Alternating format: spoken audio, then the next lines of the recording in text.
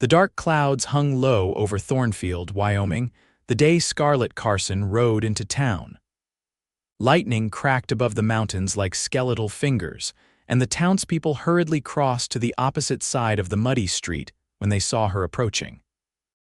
They whispered that misfortune followed her like a shadow, but Wade Vance, standing tall on the boardwalk outside his livery stable, saw only the most beautiful woman he'd ever laid eyes upon.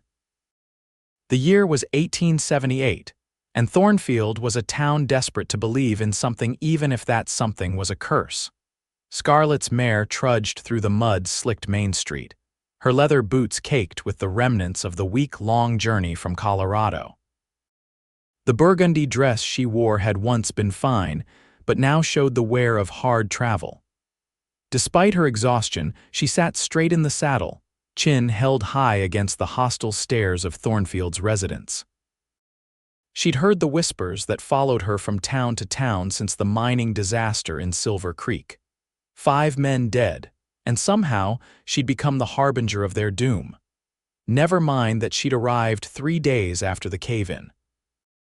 Never mind that she'd spent every waking hour helping the widows left behind. The timing of her arrival and the subsequent smallpox outbreak that took another 12 lives had been enough to mark her. Wade watched her from beneath the brim of his Stetson, taking note of the way the townsfolk scurried away from her like mice from a barn cat. He'd seen it before, people needing someone to blame for their misfortunes, for the cruel hand that life often dealt. The West was unforgiving, and it was easier to blame a stranger than face the harsh reality that sometimes tragedy simply happened. As Sheriff, Frederick Blackburn approached the newcomer, his hand resting deliberately on his holster. "Madam, I don't know what brings you to Thornfield, but perhaps it's best you continue on." Wade stepped forward then, mud squelching beneath his boots. At 32, he'd seen enough injustice to last several lifetimes. "That's not how we welcome travelers in Thornfield, Sheriff." Scarlett's tired eyes found Wade's, a flicker of gratitude in their emerald depths.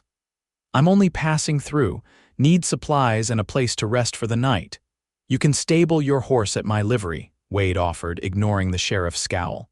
"Wade Vance, at your service, madam." Scarlett hesitated, then nodded. "Scarlett Carson, I appreciate the kindness, Mr. Vance."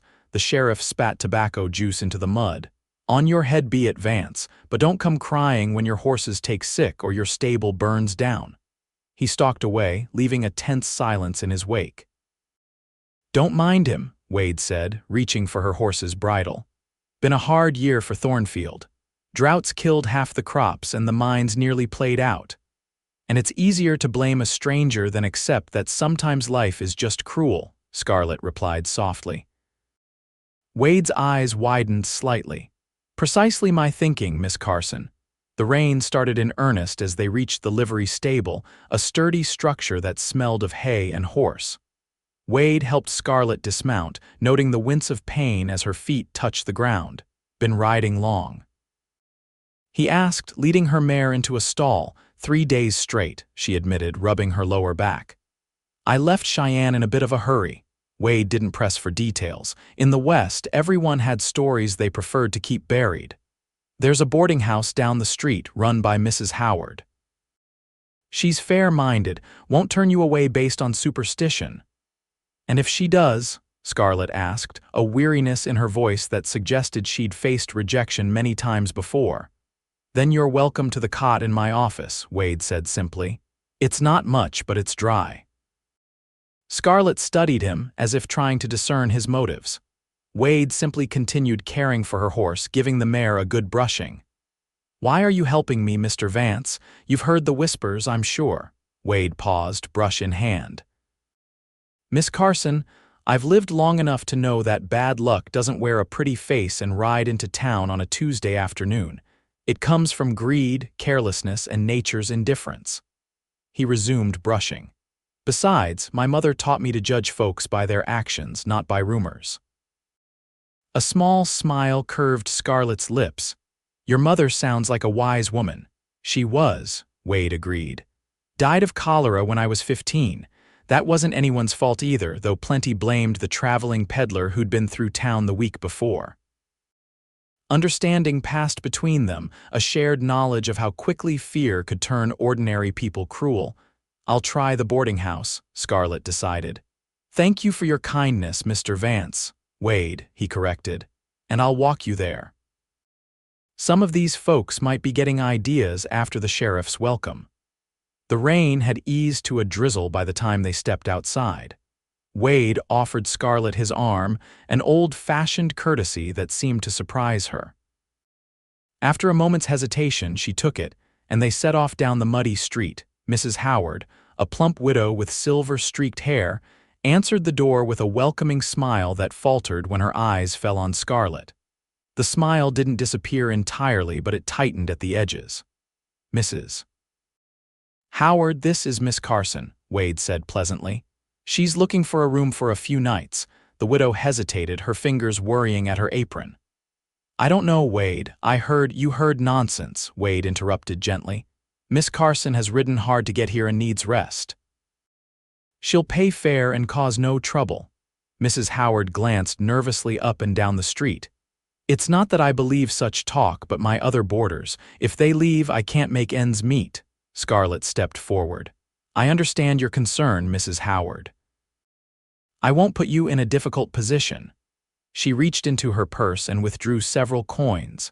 "Perhaps you could direct me to another establishment." The widow's eyes widened at the sight of silver. After a moment's consideration, she stepped back from the doorway. "There's a small room at the back, separate entrance. It was my son's before he moved to California. You can have it for 3 nights, but," she lowered her voice, "it might be best if you take your meals in your room." "Thank you," Scarlett said with dignity. "I appreciate your accommodation." Once Scarlett was settled, Wade tipped his hat. "I'll check on your mare tomorrow. If you need anything, the livery is just down the street." "Why are you being so kind to me?" Scarlett asked again, genuine confusion in her eyes. Wade considered this. "Maybe I just don't like seeing someone treated unfairly," he paused. "Or maybe I'm curious about the woman everyone's so afraid of." A hint of amusement crossed Scarlett's face. "Be careful, Mr. Vance. According to some, association with me could be hazardous to your health." Wade grinned. "I've survived stampedes, claim jumpers, and my own cooking for years.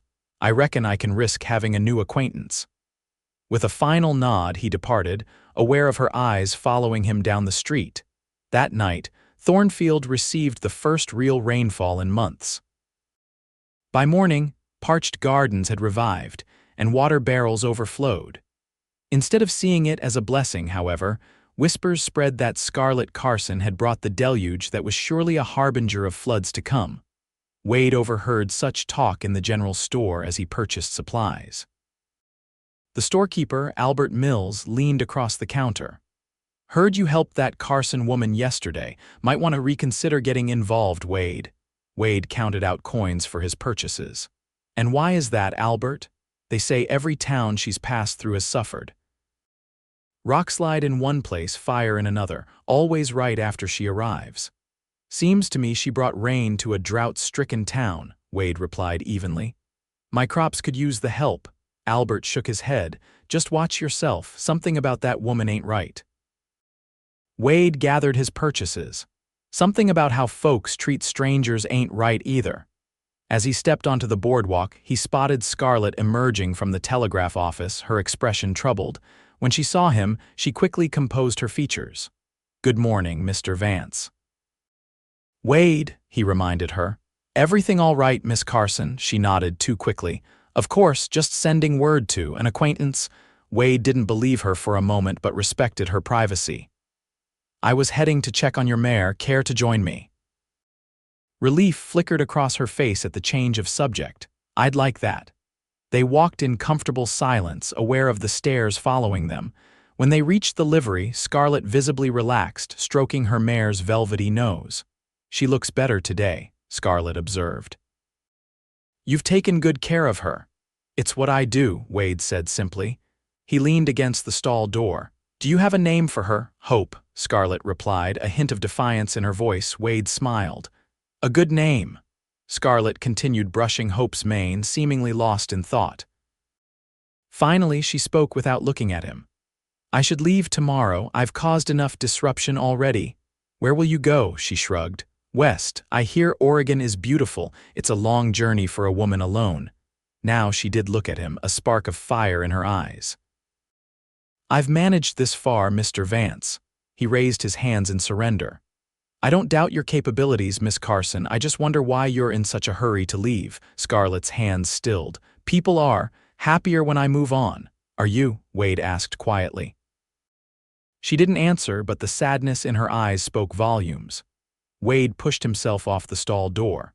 "I'm having dinner at the Silver Dollar tonight, 7 o'clock. They serve a decent stew. You're welcome to join me." Surprise registered on her face. "Are you sure that's wise?" "Your reputation is mine to risk," he finished. "Besides, I've never been one for following the crowd." Before she could respond, a commotion erupted outside. Shouts and the sound of running feet drew them both to the livery entrance. A plume of black smoke rose from the direction of the north end of town. "Fire!" someone yelled. "The schoolhouse is on fire!" Wade immediately sprang into action. "Stay here," he told Scarlett, then rushed toward the growing crowd, but she followed, keeping pace with his long strides. The one-room schoolhouse was indeed ablaze, flames licking through the windows. Thankfully, it was Saturday, and no children were inside. The town's volunteer bucket brigade was already forming, passing water from the nearby well to douse the flames. Wade joined the line without hesitation, and to his surprise, so did Scarlett, ignoring the suspicious glares of those around her. For an hour they worked, passing buckets and fighting the blaze until it was finally contained, leaving the schoolhouse damaged but not destroyed. As the townspeople caught their breath, Sheriff Blackburn's voice rose above the murmurs. "Mighty strange coincidence, a fire breaking out the day after she arrives." He pointed directly at Scarlett, his finger like an accusation. Several voices murmured agreement. Wade stepped forward, placing himself between Scarlett and the growing hostility of the crowd. "That's enough, Sheriff. Miss Carson was with me at the livery when the fire started." "And before that?" the sheriff demanded. "I was at the telegraph office," Scarlett said calmly, though Wade could see the tension in her shoulders. "Mr. Patterson can confirm that." The telegraph operator reluctantly nodded from within the crowd. "She was there for about 20 minutes sending a wire." "See," Wade said. "No connection whatsoever." But the damage was done.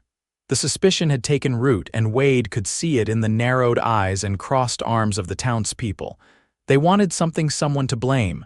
"Maybe she didn't light it herself," offered George Hanson, the blacksmith. "Maybe it's just her presence that brings bad fortune." Murmurs of agreement rippled through the crowd. Scarlett stood tall despite the accusations, but Wade noticed the slight tremor in her hands. "This is ridiculous," Wade declared. "The fire was probably started by a spark from the chimney. The roof needed repairs for months, as the school board well knows." Several men on the school board shifted uncomfortably, but the sheriff wasn't deterred. "Be that as it may, I think it would be best if Miss Carson moved on. Today."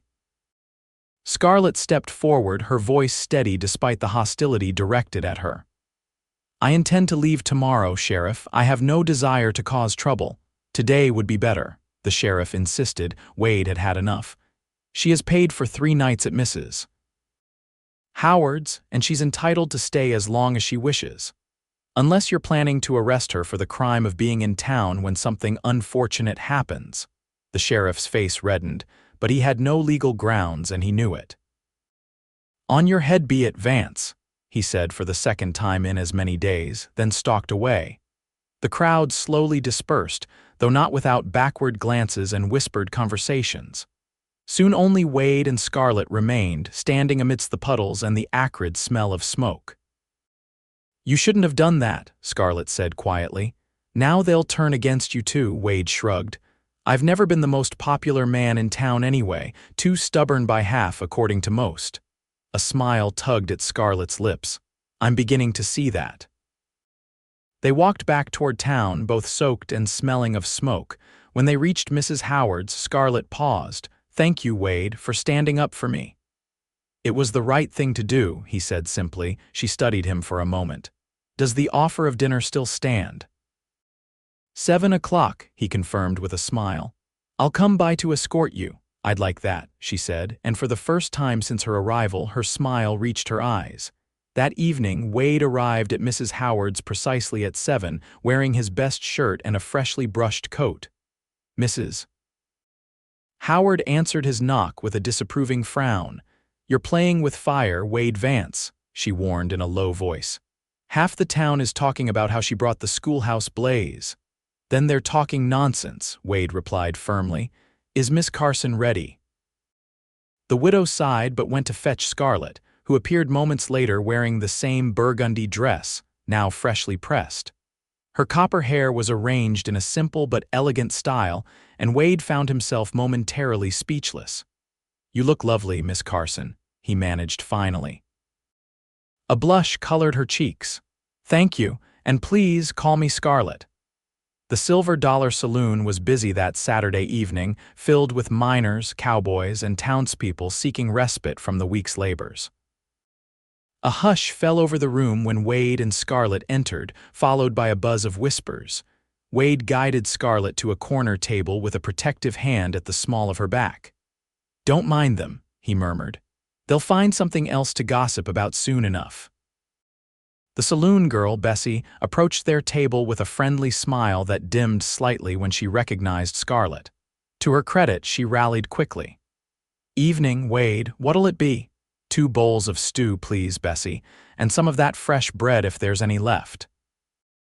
"Coming right up," she said and hurried away. "You're well known here," Scarlett observed. Wade smiled. "Small town, everyone knows everyone." "And yet you're something of an outsider too, aren't you?" She was perceptive, this woman. Wade nodded slowly. "I suppose I am. I came to Thornfield 10 years ago after the war. Started the livery from nothing. Some folks still consider me a newcomer." "The war," Scarlett repeated. "Which side?" "Union," Wade answered. "Though I had friends who wore gray, war's not as simple as the politicians would have you believe." "Few things are," Scarlett agreed. Their meal arrived, and for a time they ate in comfortable silence. The stew was hearty, filled with chunks of beef and vegetables from local farms. As they ate, Wade noticed the gradual return of normal conversation around them, as if the sight of them sharing a quiet meal had somewhat diffused the tension. "Tell me about yourself, Scarlett," Wade said as they finished their meal. "What brings a woman like you to travel alone through such rough country?" Scarlett hesitated, tracing the rim of her water glass with one finger. "It's complicated. Most things worth talking about are," Wade replied gently. She met his eyes, seemingly deciding something. "I was married once. To a banker in Denver named Howard Carson. He died 3 years ago of pneumonia." "I'm sorry," Wade said sincerely. Scarlett nodded. "Thank you. After his death, I stayed in Denver for a time, but there were complications with his business partner. He made it clear that my continued presence was unwelcome. He threatened you." Wade's voice hardened, not directly, but yes, essentially. She took a sip of water. "So I left. I've been traveling ever since, never staying in one place too long." "And the rumors," Wade asked, "about bad luck?" A shadow crossed her face. "They started in a mining town called Silver Creek. There was a cave-in shortly after I arrived, purely coincidental, but people need someone to blame. The rumor followed me to the next town and the next. Each place, something would happen: natural disasters, accidents, illness, and somehow I became the common element." "That's not fair," Wade said, anger rising on her behalf. "Life rarely is," she replied with a sad smile, "but I've grown accustomed to it. I stay a few days, trouble finds the town, and I move on before anyone gets hurt." "Is that why you're heading to Oregon? To outrun the rumors?" Scarlett shrugged. "Perhaps. Or maybe just to find a place remote enough that my reputation hasn't preceded me." Wade reached across the table and in a bold move took her hand. "What if you didn't run this time?" Surprise flickered in her eyes. "What do you mean, stay in Thornfield? Let people see the truth that you're just a woman, not some harbinger of doom." She shook her head. You saw what happened today. It's already starting. So we changed their minds, Wade insisted. Together. The word hung between them, laden with meaning neither was ready to fully acknowledge. Before Scarlett could respond, the saloon doors burst open and a frantic young man rushed in. Help. There's been an accident at the mine. 2 men trapped. The saloon erupted into activity, men abandoning their drinks and rushing for the door. Wade stood immediately. I have to help. I'm coming too, Scarlett said, rising beside him. Wade wanted to protest, but saw the determination in her eyes. Together, they followed the crowd toward the silver mine that had been Thornfield's main source of income for nearly 20 years. By the time they arrived, miners were already organizing a rescue effort. A support beam had collapsed, trapping 2 men in a side tunnel. The mine foreman, a burly man named Henry Wilson, was shouting orders. We need to shore up that entrance before we can get to them. Get those timbers over here. Wade immediately joined the men hauling fresh support beams toward the mine entrance. Scarlett, to the surprise of many, rolled up her sleeves and began helping the women who were gathering bandages and water for the inevitable injuries. For hours they worked, the tension mounting as time passed with no sign of the trapped men. Scarlett moved quietly among the rescuers, offering water and encouragement. Despite the suspicious glances, no one refused her help in this dire moment. Finally, a cheer went up as the rescuers broke through. The 2 trapped miners were brought out alive, though injured. One had a broken leg, the other a gash across his forehead that bled profusely. Scarlett didn't hesitate. She knelt beside the injured men, using clean cloths to staunch the bleeding and instructing others on how to splint the broken leg. Her movements were sure and practiced, revealing a woman accustomed to medical emergencies. Wade, covered in dust and sweat from the rescue efforts, watched her work with growing admiration. This was no harbinger of bad luck, this was a woman of courage and compassion. As dawn broke over the eastern hills, the injured miners were safely transported to the doctor's house, and the exhausted rescuers began dispersing. Wade found Scarlett sitting alone on a boulder, staring at the sunrise, her hands raw from hours of work. You're good in a crisis, he said, sitting beside her. She gave him a tired smile. Necessity teaches quickly. After Howard died, I volunteered at the hospital in Denver for a time. They sat in companionable silence, watching the golden light spread across the valley. They still blame me, Scarlett said finally. I heard them whispering, if I hadn't come to town, the accident wouldn't have happened. Wade sighed. Some will always look for easy answers, but others noticed how hard you worked to help. That counts for something.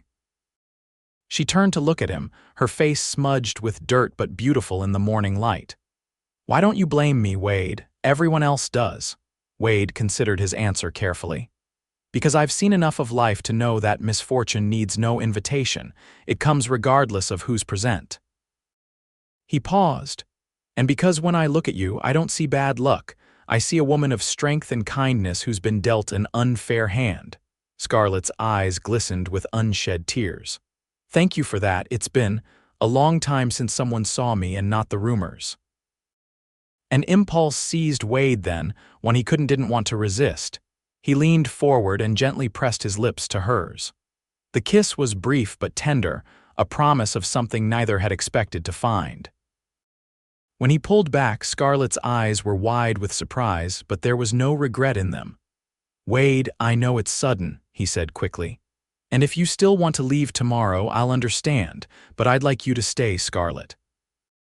Not just to prove the gossips wrong, but because I'd like to know you better. She reached up to touch his face, her fingers gentle against his stubbled cheek. I'm afraid for you. The rumors that follow me, they can destroy more than reputations. Let me worry about that, Wade said. Just consider staying, please. Scarlett searched his eyes, then slowly nodded. A few more days, perhaps, but Wade, if anything else happens, then we'll face it together, he finished for her. The sun rose fully over Thornfield, bathing the town in golden light. Whatever the coming days might bring, at that moment, two souls found a moment of peace in each other's company. True to her word, Scarlett remained in Thornfield. Mrs. Howard, somewhat reluctantly, extended her stay at the boarding house. Wade, meanwhile, found himself the subject of curious glances and outright questions about his association with the bad-luck woman. Albert at the general store was particularly blunt. "You've lost your senses, Wade. That woman is trouble." "That woman has a name," Wade replied evenly, counting out coins for his purchases. "And Scarlett Carson has done nothing but help since she arrived." "The mine accident was caused by poor maintenance, and you know it," Wade interrupted. "Henry's been skimping on new support beams for months." Albert had no response to that, as it was common knowledge among the townspeople that the mine owner had been cutting corners lately as the silver veins thinned.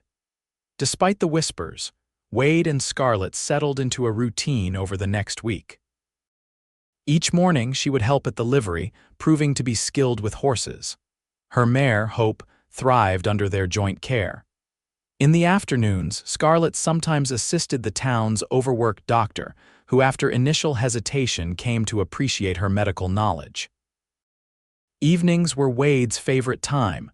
They would share simple meals, either at the Silver Dollar or occasionally at his small cabin behind the livery. They talked for hours, sharing stories of their pasts and dreams for the future. Wade found himself captivated by her intelligence and resilience, while Scarlett seemed to blossom under the first genuine acceptance she'd experienced in years. 10 days after Scarlett's arrival, another incident tested the town's fragile tolerance.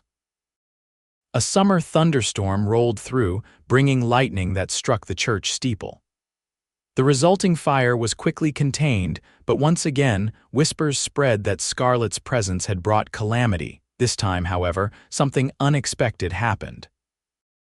Dr. Williams, who had worked alongside Scarlett for several days, spoke up at the impromptu town meeting called by Sheriff Blackburn.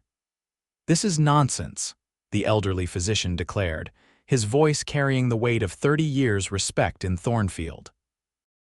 "Miss Carson has assisted me with 3 difficult births this week, all delivered safely. If she brings bad luck, how do you explain those healthy babies?" A murmur went through the crowd. The sheriff scowled. "The lightning hit the highest point in town during a thunderstorm," the doctor finished dryly. "As it has done twice before in my memory, long before Miss Carson arrived." Wade, standing at the back of the crowd, felt a surge of gratitude toward the old doctor. He wasn't the only one, it seemed, who had seen beyond the superstition to the woman beneath. Mrs. Howard unexpectedly added her voice. "The girl's been nothing but respectful in my house, pays on time, and even helped me with my rheumatism. Got a salve that works better than anything the doctor ever gave me." She nodded apologetically toward Dr. Williams. "No offense, Doc." The tide wasn't completely turned. Many still regarded Scarlett with suspicion, but a small crack had appeared in the wall of prejudice. That evening, Wade found Scarlett packing her few belongings in her room at Mrs. Howard's. "What are you doing?" he asked from the doorway. She didn't look up. "What I should have done days ago, leaving before something worse happens." Wade stepped inside, gently taking a folded dress from her hands. "Did you not hear what happened at the meeting today? People are beginning to see the truth." "Some people," she corrected. "Not enough." She finally met his eyes. "Wade, I care for you, more than I expected to care for anyone again. That's why I can't stay and watch them turn against you too." He set the dress aside and took her hands. "Scarlett, listen to me. For 3 years you've been running from a shadow, a superstition with no basis in fact. When do you stop running?" "When I find somewhere I can't hurt anyone," she whispered. "You're not hurting anyone," Wade insisted, "and you're helping many. The doctor said so himself." Scarlett's resolve wavered. "What if something truly terrible happens?" What if nothing happens except that you find a place to belong?" Wade asked softly. "What if you find people who see you for who you truly are?" He drew her closer, one hand cupping her cheek. What if you find someone who loves you, not in spite of the rumors, but who knows they're nothing but fear and ignorance? Tears welled in Scarlett's eyes. Do you love me? I'm falling in love with you more each day, Wade admitted. And I think you might be feeling the same. She didn't deny it. Instead, she leaned into his touch. I'm scared, Wade, not of what might happen to me, but to you, to anyone who gets close to me. I'm not, he said simply, because you don't bring bad luck, Scarlett. If anything, you've brought me nothing but good since the day you rode into town. Their kiss this time was deeper, a melding of souls who had both known loneliness and found in each other an unexpected harbor. When they finally parted, Scarlett's expression had softened. A little longer, she conceded. But Wade, at the first sign of actual danger linked directly to you, which won't happen, we'll discuss it rationally, he promised. Together, she nodded slowly. Together. The following weeks brought a gradual thawing of Thornfield's attitude toward Scarlett. It helped that no further disasters befell the town, in fact, quite the opposite. The silver mine, which had been producing less and less over recent years, suddenly yielded a new vein in the eastern tunnel. The summer crops, initially threatened by drought, flourished after the rains that coincided with Scarlett's arrival. Those who had worked directly with Scarlett, the doctor, Mrs. Howard, and several mothers whose children she had helped deliver, became her advocates. They spoke of her kindness, her skill, her willingness to help wherever needed. Not everyone was convinced. Sheriff Blackburn remained suspicious, as did a core group of townspeople who clung to superstition. But they were increasingly in the minority. 1 month after her arrival, Scarlett received a telegram that caused her face to pale as she read it at the telegraph office. Wade, who had accompanied her into town, immediately noticed her distress. "What is it?" he asked as they stepped back onto the street. Scarlett handed him the telegram with shaking hands. "He found me." Wade read the brief message. "Know where you are, unfinished business, arriving Thursday, Marcus Dawson." "Who is Marcus Dawson?" Wade asked, a protective edge entering his voice. Scarlett glanced nervously up and down the street. "Howard's business partner, the one who encouraged me to leave Denver." "The one who threatened you," Wade clarified, his jaw tightening. "What unfinished business does he have with you?" They walked toward the livery as Scarlett explained in a low voice. "After Howard died, I discovered irregularities in his accounts, money missing, investments that didn't exist. When I questioned Marcus about it, he suggested that I leave Denver with a small settlement and forget what I'd seen." "He was embezzling," Wade realized. Scarlett nodded. "I took the settlement I needed to survive, but I also took copies of some of the ledgers. Insurance, I thought. He must have discovered they were missing. And now he's coming here." Wade's mind raced. Today was Tuesday, which meant they had 2 days before Dawson arrived. "We should go to the sheriff." Scarlett's bitter laugh surprised him. "Blackburn, he already thinks I'm the source of all Thornfield's troubles. He'll likely side with Dawson." She wasn't wrong. The sheriff had made his opinion of Scarlett quite clear, despite the changing tide of public opinion. "Then we'll handle this ourselves," Wade decided. "I won't let him threaten you again." Scarlett touched his arm. "Wade, you don't understand. Marcus Dawson is a powerful man with connections throughout the territory. He's dangerous." "So am I when someone threatens those I care about," Wade replied, his voice steady. "Do you still have these ledgers?" She hesitated, then nodded. "Hidden in my trunk. Good, we may need them."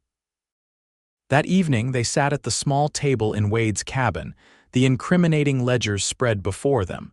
Even to Wade's untrained eye, the evidence of fraud was clear. Thousands of dollars had been siphoned from investors' accounts over several years. "Howard didn't know," Scarlett said softly. "He trusted Marcus completely. When I found these discrepancies after his death, I couldn't believe it at first." "And Dawson threatened you to keep you quiet," Wade concluded, not directly. "He's too clever for that. But he made it clear that accidents could befall women who pried into men's business affairs." Her voice grew bitter. "He even started the rumor about me bringing bad luck, said it was fitting that Howard died so soon after marrying me." Wade's hands clenched into fists. "We'll need help. Someone with authority who will believe us." "Who?" "The sheriff won't listen," Wade thought for a moment. "Judge Parker comes through next week for the circuit court. He's a fair man from what I've heard. If we can stall Dawson until then." "He won't be stalled," Scarlett warned. "He'll want those ledgers, and he won't leave without them." Wade stood and moved to a trunk in the corner of the cabin. He unlocked it and withdrew a Navy Colt revolver. "Then we'll be ready for him." Scarlett's eyes widened. "Wade, I don't want violence. I don't want you hurt because of me." He checked the chambers of the revolver before setting it aside. Sometimes being prepared prevents violence. He sat beside her again, taking her hands. "Scarlett, you've been running from this man's shadow for 3 years. It's time to stand and face him." She searched his face. "Why would you risk yourself for me? We've known each other barely a month." "Some things don't need time," Wade said simply. "I knew the first day when you stood tall despite everyone's suspicion that you were someone special. Every day since has only confirmed it." Tears glistened in Scarlett's eyes. "I love you, Wade Vance. I didn't expect to, but I do." "And I love you, Scarlett Carson." He kissed her gently. "Which is why we're going to face Dawson together and put an end to both his threats and the rumors he started." The next day, they began preparations. Wade spoke privately with Dr. Williams, sharing enough of Scarlett's situation to enlist his help without revealing the full details. The doctor, who had come to respect Scarlett greatly, readily agreed to support them. "The girl's done nothing but good since she came to Thornfield," he declared. "If this Dawson fellow thinks he can come here and threaten her, he'll find more resistance than he expects." Mrs. Howard was similarly supportive when Scarlett explained that an unpleasant figure from her past was arriving. The widow had developed a motherly affection for her boarder and promised to alert them the moment any stranger came asking after Scarlett. By Wednesday evening, a small but dedicated group of allies had been assembled. Besides the doctor and Mrs. Howard, there was Samuel Thompson, the owner of the Silver Dollar, who had observed Scarlett's gentle manner with his patrons. Martha Williams, the doctor's wife, who had worked alongside Scarlett caring for the sick. And surprisingly, Henry Wilson, the mine foreman, who credited Scarlett's quick thinking during the mine rescue with saving his men's lives. "We don't know exactly what Dawson wants or how far he'll go," Wade explained to the group gathered in his cabin. "But he's coming tomorrow, and he's a threat to Scarlett." "Then he's a threat to all of us," declared Dr. Williams firmly. "The girl's one of our own now." Scarlett, seated beside Wade, blinked back tears at this unexpected declaration of belonging. For 3 years, she had been an outsider, a woman feared and shunned. Now, in this small frontier town that had initially rejected her, she had found defenders. "What do you need from us?" asked Henry Wilson, his weathered face serious. Wade outlined a simple plan. Mrs. Howard would alert them when Dawson arrived. Dr. Williams would ensure Judge Parker, due to arrive the following Tuesday, was made aware of the situation immediately upon his arrival. The others would serve as witnesses to any threats Dawson might make, ensuring he couldn't intimidate Scarlett in private. "The most important thing," Wade emphasized, "is that Dawson doesn't get Scarlett alone. He's used to operating in shadows, making threats that can't be proven. We need to keep everything in the open." The group nodded in understanding. After they departed, Scarlett turned to Wade, concern in her eyes. What if he's not alone? What if he brings men with him? It was a possibility Wade had considered. "Then we adapt." "But Dawson strikes me as the type who prefers to handle his own dirty work. Less chance of someone talking that way." Scarlett wasn't entirely convinced, but she nodded. "Tomorrow, then?" "Tomorrow," Wade agreed. "And then this shadow from your past will be gone for good." Thursday dawned clear and bright, the kind of late summer day that gave no hint of the tension building in Thornfield. Wade and Scarlett went about their usual routines, though both were hyper-aware of every stranger who passed through town. The stagecoach arrived at noon, bringing 3 passengers: a traveling salesman, a young woman coming to visit relatives, and a distinguished-looking man in an expensive suit. One glance at Scarlett's face told Wade this was Marcus Dawson. Dawson was in his 50s, with silver-streaked dark hair and the confident bearing of a man accustomed to power. He surveyed Thornfield with thinly veiled disdain before heading directly to the hotel, the only other accommodation besides Mrs. Howard's boarding house. "That's him," Scarlett whispered, her hand tight on Wade's arm as they watched from the livery doorway.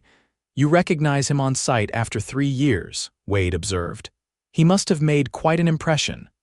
"The kind that haunts nightmares," Scarlett replied softly. They waited, the minutes stretching into hours. Dawson took his time, first checking into the hotel, then having a leisurely meal at the Silver Dollar, where Samuel Thompson kept a watchful eye on him. By mid-afternoon, he had still made no move to seek out Scarlett. "He's toying with me," Scarlett said as they sat in the livery office. "Letting me know he's here, watching, waiting." Wade squeezed her hand. "Or he's trying to get the lay of the land before making his move. Either way, we're ready." At 4 o'clock, a messenger boy arrived at the livery with a note. Wade recognized the handwriting as Samuel's from the Silver Dollar. "He's asking questions about her, discreetly but pointed." "So he knows I'm here," Scarlett said, reading over Wade's shoulder, "but he's being cautious." "Good," Wade replied. "That means he's not completely confident." By early evening, another message arrived, this time from Mrs. Howard. "He came to the boarding house asking for her by name. I said she was out. He left his card and asked her to call on him at the hotel." The calling card was expensive stock embossed with Marcus Dawson, Investments and Securities, Denver. On the back, handwritten in elegant script, was a message. "We have matters to discuss. Room 3, Hotel Thornfield, 8 p.m. Come alone or regret it." "Subtle," Wade remarked dryly. "And now we have written evidence of a threat. It's vague enough that he could deny any sinister intent," Scarlett pointed out, "but specific enough for our purposes." Wade slipped the card into his pocket. "I think it's time we introduced ourselves to Mr. Dawson." Scarlett paled. "You mean to confront him directly?" "On our terms, not his," Wade confirmed. "Not in his hotel room where he controls the situation, but publicly, where he can't make threats without witnesses." At 7:30, Wade and Scarlett entered the Silver Dollar, where Samuel had ensured a table was waiting for them in the center of the room. The saloon was busier than usual for a Thursday, word having spread that something was brewing between the bad luck woman and a stranger from Denver. Marcus Dawson sat alone at a corner table, nursing a whiskey and watching the door. When Scarlett entered on Wade's arm, his eyes narrowed, but he made no immediate move to approach. Wade guided Scarlett to their table, deliberately positioning her with her back to the wall and himself facing Dawson. Samuel brought them coffee without being asked. "He's watching," Wade murmured. "Let him come to us." They didn't have to wait long. Dawson finished his whiskey in one swallow, then rose and approached their table with the smooth confidence of a man used to getting his way. "Scarlett," he greeted, ignoring Wade entirely. "I believe I requested a private meeting." "Mr. Dawson," she replied, her voice admirably steady. "Whatever you have to say can be said here." Dawson's smile didn't reach his cold eyes. "I doubt that very much. Some matters are best discussed, discreetly." "If you mean the financial records you stole from my late husband's company, I believe the authorities might be quite interested in hearing about those," Scarlett said clearly, her voice carrying to nearby tables. A flash of anger crossed Dawson's face before he controlled it. "You always did have an active imagination, my dear. Howard's death was clearly more traumatic than anyone realized." Wade stood slowly, using his height advantage to look down at Dawson. "Mr. Dawson, I'm Wade Vance. I don't believe we've been introduced." Dawson gave him a dismissive glance. "I have no business with you, sir." "You do now," Wade replied evenly. "Anything concerning Scarlett concerns me," understanding dawned in Dawson's eyes, followed by a calculating look. "I see. Well, Mr. Vance, I assure you my business with Mrs. Carson is purely professional." A matter of some papers that rightfully belong to the company. Forged ledgers don't rightfully belong to anyone, Scarlett said.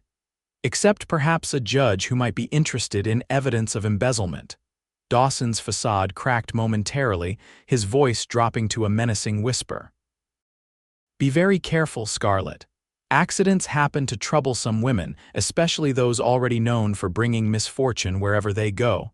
Wade tensed, but before he could respond, a new voice joined the conversation. Is that a threat, sir? Dr. Williams asked, approaching from a nearby table. Because it sounded very much like one to me, Dawson straightened, clearly not expecting interference. This is a private matter. Not in my town, said Samuel Thompson, moving to stand beside the doctor. Miss Scarlett here is a valued member of our community. Dawson looked from face to face, realizing that what he had assumed would be an easy intimidation had become something else entirely. His expression hardened. Community. Do you know what follows this woman? Disaster. Death. It's happened in every town she's passed through since Denver. Funny coincidence, Wade observed, how those rumors started right after she discovered your theft. Several onlookers murmured at this revelation. Dawson's eyes darted around the room, assessing his deteriorating position. You have no proof of any wrongdoing on my part, he said finally, but I have witnesses to the trail of misfortune that follows her. Actually, Scarlett said, reaching into her reticule, I have these. She placed several folded papers on the table. They were copies of the most damning pages from Howard's ledgers, showing clearly the discrepancies that could only be explained by embezzlement. Dawson's face reddened. Those are company documents, private property. Evidence of crime isn't private property, Wade countered. And Judge Parker will be very interested to see them when he arrives next week. At the mention of the judge, Dawson's composure finally cracked. You think a frontier judge will take the word of a woman known for bringing calamity over a respected businessman from Denver? I think, said Sheriff Blackburn, who had entered the saloon unnoticed during the confrontation, that he'll be mighty interested in these telegrams I received today. He held up several papers. Seems you're wanted for questioning in Denver regarding missing funds. The timing of your departure raised suspicions, especially after the bank examined their accounts more closely. Dawson paled visibly. There's been a misunderstanding, usually is, the sheriff interrupted dryly. You can explain it to the judge when he arrives. Until then, I'll be keeping an eye on you, Mr. Dawson. Don't leave town.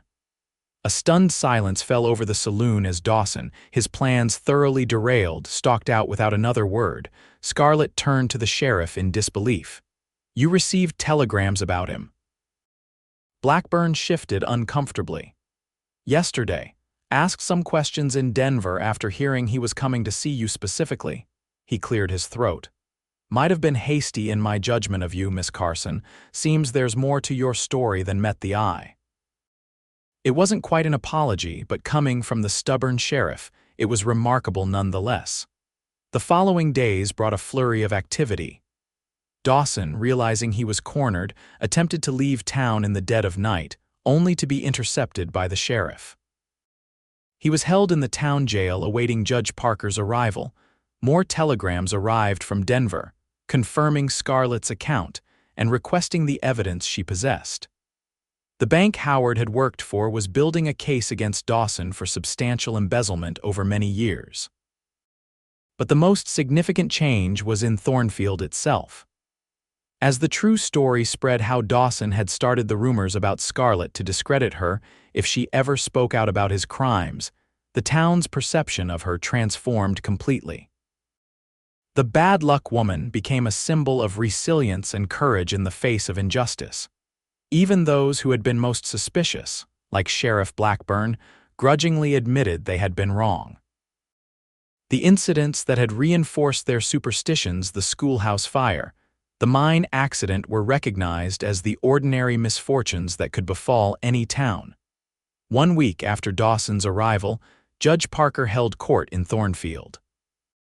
After reviewing the evidence, he ordered Dawson returned to Denver in custody to face charges of embezzlement, fraud, and potentially more serious crimes if his threats against Scarlett could be proven.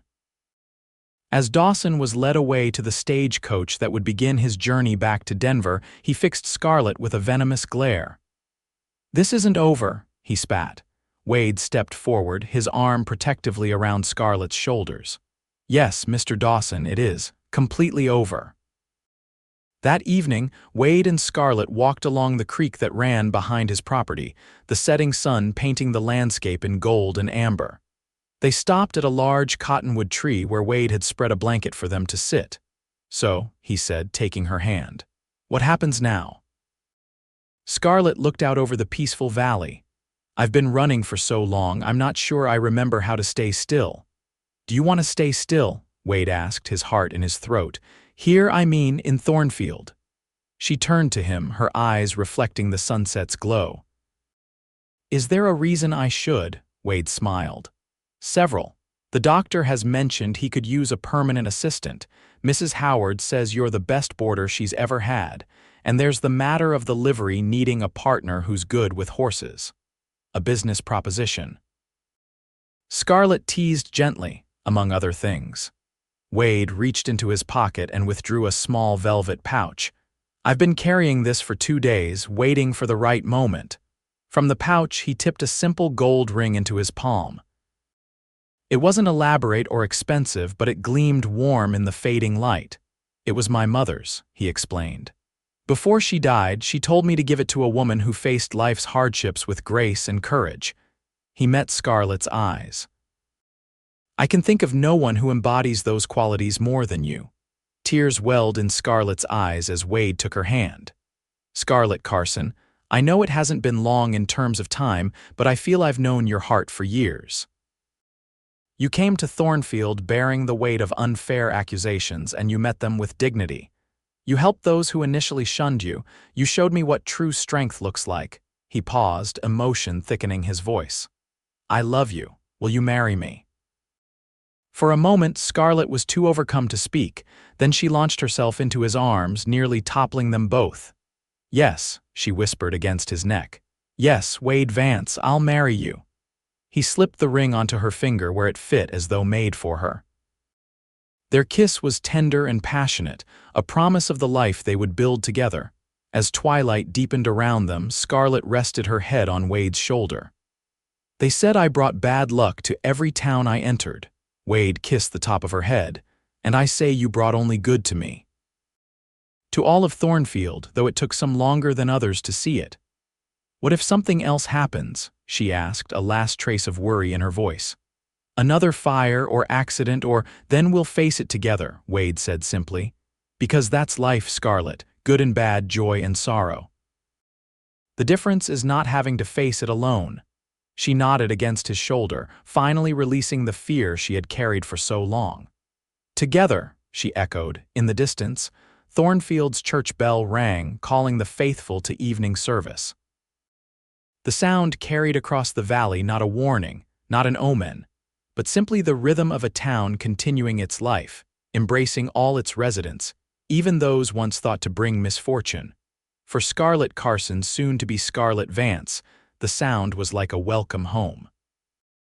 The wedding of Wade Vance and Scarlett Carson took place on a brilliant October day, when the cottonwoods along the creek had turned golden and the mountains wore their first dusting of snow. The entire town of Thornfield turned out for the occasion, the church filled to overflowing with people who had once shunned the bride, but now celebrated her happiness. Mrs. Howard had insisted on hosting the wedding breakfast at her boarding house, which was festooned with autumn flowers and ribbons for the occasion. Dr. Williams gave the bride away, and his wife served as her matron of honor. Even Sheriff Blackburn attended, looking uncomfortable in his Sunday best, but offering a gruff congratulations to the couple. "Never seen a clearer case of a man being right when everyone else was wrong," he admitted to Wade, nodding toward Scarlett, who was radiant in a cream-colored dress that Mrs. Howard and several other women had worked on secretly for weeks. "You saw something in her the rest of us missed." Wade watched his bride laughing with Martha Williams across the room. Not missed, he corrected. Just took longer to see. She brought light to this town, Sheriff, and to my life. The celebration continued well into the evening with music and dancing in the town square.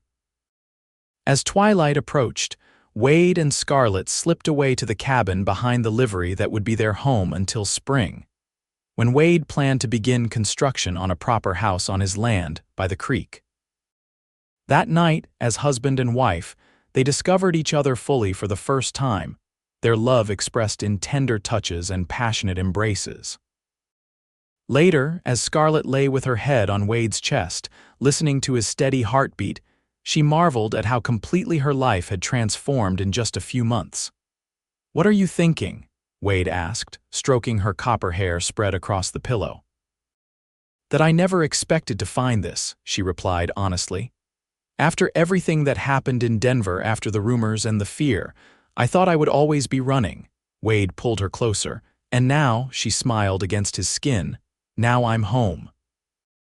The years that followed brought changes to Thornfield and to the Vance family. The silver mine, rejuvenated by the discovery of a new vein, continued to provide employment for the town. Wade's livery prospered, expanding to include a blacksmith shop and wagon repairs. Scarlett formally trained under Dr. Williams and eventually became Thornfield's midwife and healer, respected throughout the region for her knowledge and compassionate care. In the spring of 1880, their first child was born, a son they named James Howard Vance, honoring both Wade's father and Scarlett's late husband. 2 years later, a daughter joined the family, Elizabeth Margaret, named for both their mothers. The house by the creek, completed just before James's birth, became known as a place of warmth and welcome. Travelers passing through Thornfield often heard the story of the lucky lady, how Scarlett Carson had arrived under a cloud of superstition, but had brought prosperity and healing to the town. No one mentioned bad luck anymore. The incidents that had once been attributed to Scarlett's presence were recognized for what they were: the ordinary misfortunes that could befall any frontier town. Instead, people noted how the mine had flourished since her arrival, how the crops had been bountiful, how fewer children died of fever under her care. One evening in the summer of 1883, Wade found Scarlett sitting on their porch, watching their children play in the yard as the sun set behind the mountains. James, at 3, was a sturdy boy with his father's dark hair and determined nature. Little Elizabeth, just a year old, toddled after her brother on unsteady legs, giggling with each step. Wade sat beside his wife, taking her hand. The gold band on her finger gleamed in the fading light, joined now by a simple wedding ring. "Happy?" he asked, though he knew the answer. Scarlett leaned against his shoulder, her copper hair now streaked with a few strands of silver. "More than I ever dreamed possible." They watched in comfortable silence as their children played, their laughter carrying on the evening breeze. In the distance, Thornfield's lights began to twinkle as lamps were lit against the gathering dusk. "You know," Wade said thoughtfully, "they say you brought good luck to Thornfield after all." Scarlett raised an eyebrow. "The same people who once crossed the street to avoid me," Wade chuckled. "The very same. Henry Wilson was telling me yesterday how the mine's output has doubled since you arrived, and Mrs. Howard insists her rheumatism disappeared entirely after you came to town." "Coincidence," Scarlett said with a smile. "Perhaps." Wade kissed her temple. "Or perhaps you really do bring luck, just the good kind, not the bad they feared." Scarlett turned to face him, her expression serious despite her smile. "If I've brought any luck to this town, it's only because you gave me a chance when no one else would. You believed in me, Wade." "That changed everything." He cupped her face gently. "I told you the day we met you didn't bring bad luck, you brought only good to me, and every day since has proven me right." Their kiss was interrupted by James's excited shout as he discovered a frog by the garden. Elizabeth immediately demanded to see it, her tiny voice imperious despite her limited vocabulary. Laughing, Wade and Scarlett rose to join their children in the simple wonder of a summer evening.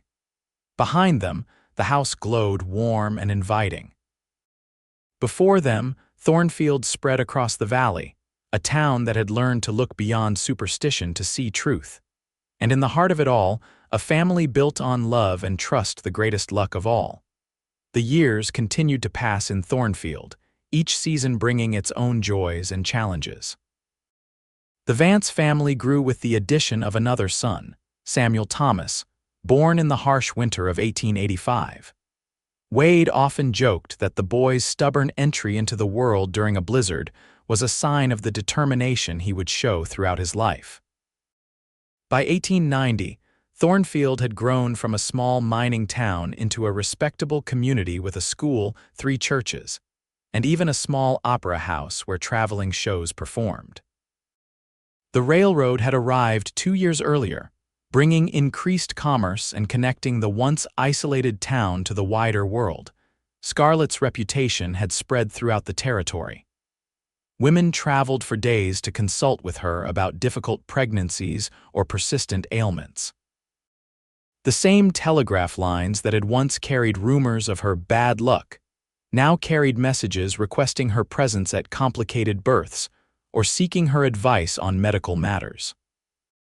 Dr. Williams, now in his 70s, had gradually turned over more of his practice to Scarlett, proudly declaring her the most gifted healer he'd ever trained. When the opportunity arose for her to receive formal medical training in Denver, it was the old doctor who insisted she go. "You have a gift," he told her firmly. "And in this changing world, you'll need the papers to prove it, especially as a woman." So it was that in the fall of 1890, Scarlett traveled to Denver for 6 months of intensive study at the newly established Colorado Medical School for Women. Wade managed their household and 3 children with the help of Mrs. Howard, who had become like a grandmother to the Vance children. Denver held difficult memories for Scarlett, but she faced them with the strength she had developed over the years. The bank where Howard had worked was now under new management, and Marcus Dawson was serving a lengthy prison sentence for his crimes. The city itself had transformed in the 12 years since she had fled, growing into a bustling metropolis that barely resembled the frontier town she had known. When she returned to Thornfield in the spring of 1891, certificate in hand, the town organized a celebration in her honor. The woman once shunned as a harbinger of misfortune was now welcomed home as Dr. Carson Vance, a source of pride for the entire community. Wade watched his wife accept the town's accolades with the quiet dignity that had first drawn him to her. At 43, she was more beautiful to him than ever, her copper hair now liberally streaked with silver, laugh lines crinkling the corners of her green eyes.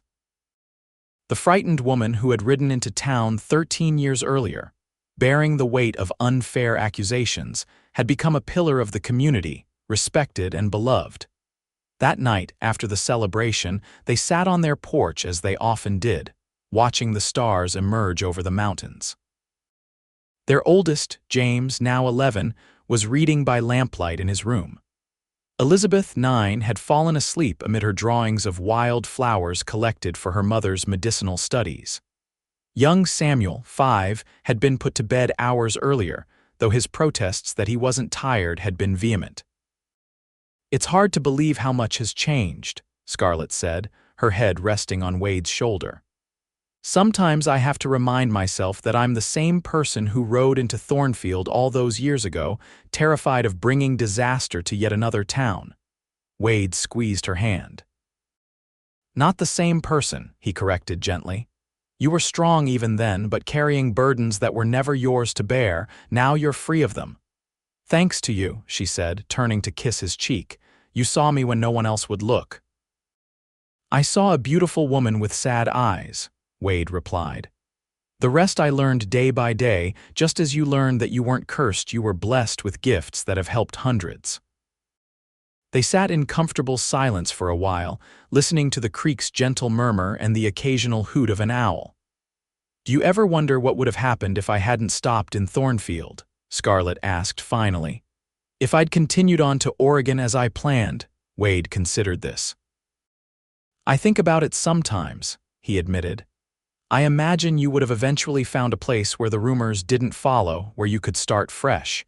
You would have healed people there, made a difference in their lives. But I wouldn't have had this, she said, gesturing to encompass their home, their sleeping children, the life they had built together. I wouldn't have had you. Wade turned to face her, taking both her hands in his. Scarlett Vance, I have believed many things in my life, but none more firmly than this. We were meant to find each other. If not in Thornfield, then somewhere. Some way. Scarlett's eyes glistened with tears in the moonlight. Even after all these years, you can still make my heart race with your words, Wade Vance. Good, he said with a smile, because I intend to keep doing so for at least another 40 years. Their kiss was interrupted by a small voice from the doorway. Mama, Papa. They turned to find Samuel standing in his nightshirt, clutching his favorite stuffed bear.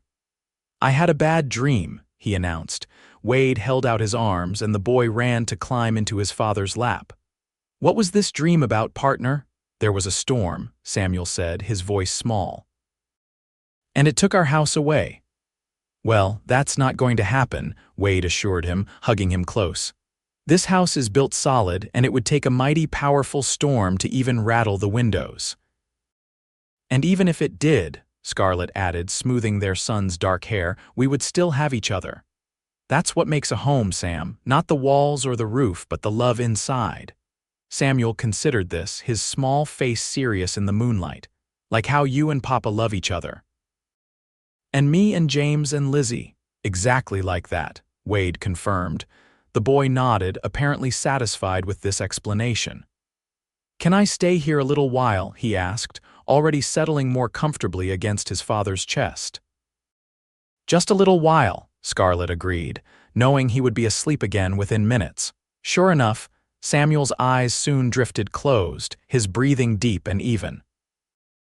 Wade held him securely, this small life they had created together, while Scarlett leaned against his shoulder, her hand resting lightly on their son's back. Above them, the stars wheeled in their ancient patterns, bearing witness to the quiet miracle of a family at peace. In Thornfield, the town that had once feared Scarlett Carson now slept safely, many of its citizens alive or healthier because of her care. Bad luck, Wade murmured, looking from their sleeping son to the woman he loved. What a foolish notion that was, Scarlett smiled, her heart full. The only luck that matters, she replied softly, is the kind we make together.